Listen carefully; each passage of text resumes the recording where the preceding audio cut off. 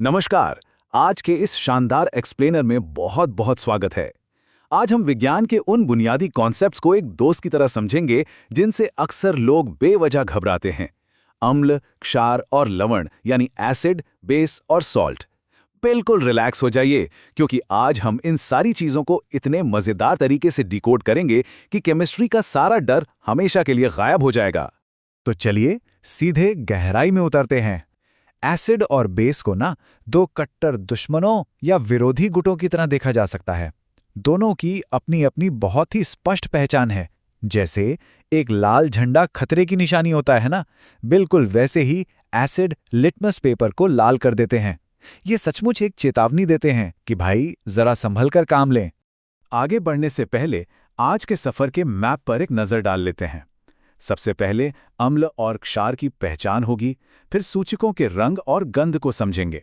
इसके बाद कुछ जरूरी रासायनिक अभिक्रियाओं और पीएच स्केल की ताकत पर बात होगी और अंत में लवण यानी सॉल्ट्स के निर्माण को देखेंगे। ये सब कुछ बहुत ही लॉजिकल और एकदम आसान होने वाला है। तो आइए शुरुआत करते हैं हमारे पहले पड़ाव से।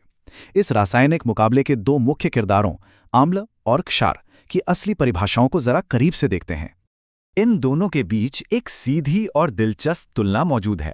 एसिड वो रसायन हैं जो पानी में H+ आयन का दान करते हैं, स्वाद में एकदम खट्टे होते हैं और नीले लिटमस को लाल कर देते हैं। वहीं दूसरी तरफ बेस या क्षार वो हैं जो OH- आयन देते हैं। इनका स्वाद कड़वा होता है और ये छूने में बिल्कुल साबुन जैसे चिकने लगते हैं। याद है, नहाते समय कभी गलती से चेहरे का साबुन मुंह में चला जाए तो जो अजीब सा कड़वा स्वाद आता है, बस वो असल में बेस का ही स्वाद होता है। अब इन प्राकृतिक एसिड्स को आसानी से याद रखने की एक बहुत ही मजेदार ट्रिक है। Very acidic orange city. Very से विनेगर यानी एसिटिक एसिड, एसिडिक से चींटी का डंक जिसमें मेथनोइक या फॉर्मिक एसिड होता है, ऑरेंज से संतरा यानी सिट्रिक एसिड और सिटी से कर्ड या दूध में पाया जाने वाला लैक्टिक एसिड। और हाँ, अगर टेबल टेनिस यानी टीटी खेलने की बात हो तो जवाब क्या होना चाहिए? TT tomorrow. टीटी से इमली यानी टैमरिंड में टार्टारिक एसिड और टुमारो से टोमेटो में ऑक्सैलिक एसिड। हो गया ना मिनटों में याद? चलिए अब आगे बढ़ते हैं। हमारी अगली कैटेगरी है सूचक यानी इंडिकेटर्स।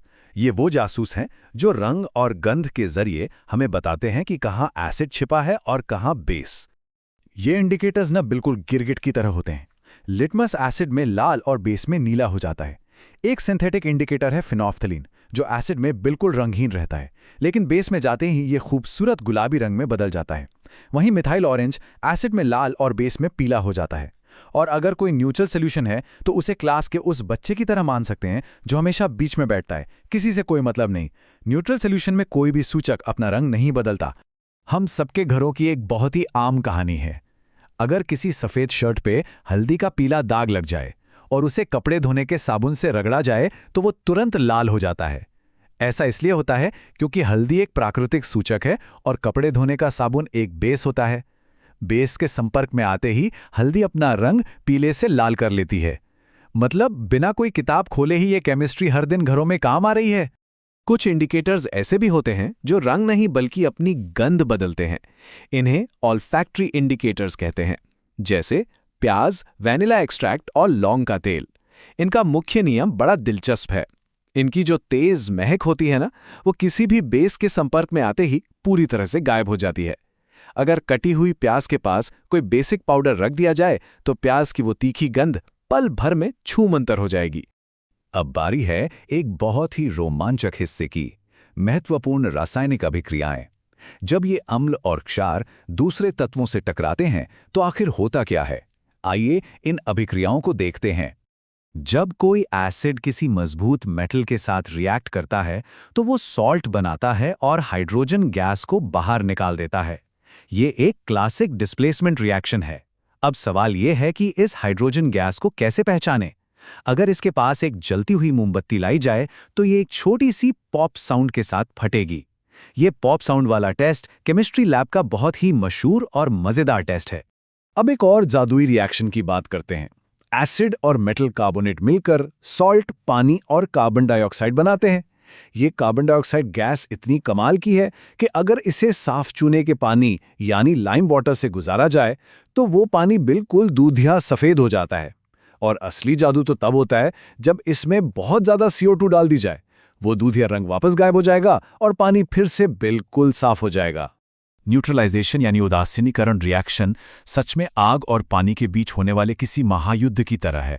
जब एक एसिड और एक बेस आपस में टकराते हैं तो वे एक दूसरे के सारे खतरनाक गुणों को पूरी तरह से नष्ट कर देते हैं, और इस लड़ाई के खत्म होने पर जो परिणाम निकलता है वो है बिल्कुल शांत लवण यानी सॉल्ट और पानी। यहाँ एक बहुत भी क्रिटिकल कॉन्सेप्ट समझना जरूरी है। एक तरफ सूखी यानी ड्राई HCl गैस है और दूसरी तरफ नमी वाली या मॉइस्ट HCl। सूखी HCl गैस सूखे लिटमस का रंग बिल्कुल नहीं बदल सकती। ऐसा इसलिए है क्योंकि बिना पानी के एसिड या बेस पूरी तरह से शक्तिहीन होते हैं। वे अपने H+ या OH- आयंस तब तक रिलीज ही नहीं कर सकते जब तक उन्हें पानी ना मिल जाए। मतलब पानी के बिना ये रसायन एकदम बेअसर होते हैं। चलिए अब हमारी अगली कैटेगरी पर चलते हैं, पीएच स्केल की ताकत। ये स्केल असल में वो पैमाना है जिससे पता चलता है कि ये रसायन असल में कितने ताकतवर या कितने कमजोर हैं। तो सबसे अहम बात यह है नंबर 5.5। ये कोई आम नंबर नहीं है, ये सीधे दांतों के स्वास्थ्य को तय करता है। अगर मुंह का pH 5.5 से नीचे चला जाए तो जो एसिड है वो दांतों की ऊपरी परत यानी इनामल को गलाना शुरू कर देता है। इसीलिए टूथपेस्ट हमेशा बेसिक प्रकृति का होता है। वो मुंह के इस खतरनाक एसिड को न्यूट्रलाइज करता है और दांतों को सड़ने से बचा लेता है। देखा जाए तो पीएच केवल किताबों और लैब्स तक सीमित नहीं है, ये हमारी रोजमर्रा की जिंदगी को चलाता है। पेट में खाना पचाने के लिए 1 से 3 पीएच वाले बहुत ही स्ट्रॉन्ग एसिड की जरूरत होती है। मधुमक्खी जब डंक मारती है तो वो दर्दनाक एसिड छोड़ती है, जिसे घर में मौजूद बेसिक बेकिंग सोडा लगाकर तुरंत शांत किया जा सकता है। इसी तरह एक अच्छी फसल के लिए मिट्टी का पीएच 6.5 से 7.5 होना चाहिए। अगर मिट्टी खराब होकर एसिडिक हो जाए तो किसान उसमें क्विकलाइम मिलाते हैं, और अगर बेसिक हो जाए तो उसे न्यूट्रलाइज करने के लिए जिप्सम डाला जाता है। अब इस एक्सप्लेनेर के अंतिम अध्याय में प्रवेश करते हैं, लवण यानी सॉल्ट्स और उनका निर्माण। इन सारी न्यूट्रलाइजेशन अभिक्रियाओं के बाद जो सॉल्ट्स पैदा होते हैं वो असल जिंदगी में कितने काम आते हैं, आइए इसे एक्सप्लोर करते हैं। सॉल्ट्स की इस जेनेटिक्स को समझना बहुत ही आसान है। अगर एसिड मजबूत है और बेस भी मजबूत है तो जो सॉल्ट बनेगा वो बिल्कुल न्यूट्रल होगा। लेकिन अगर एक मजबूत एसिड की टक्कर किसी कमजोर बेस से हो जाए तो जीतने वाला एसिड होगा और बनने वाला सॉल्ट एसिडिक प्रकृति का होगा। वहीं अगर बेस मजबूत है और एसिड कमजोर है तो बनने वाला सॉल्ट बेसिक होगा।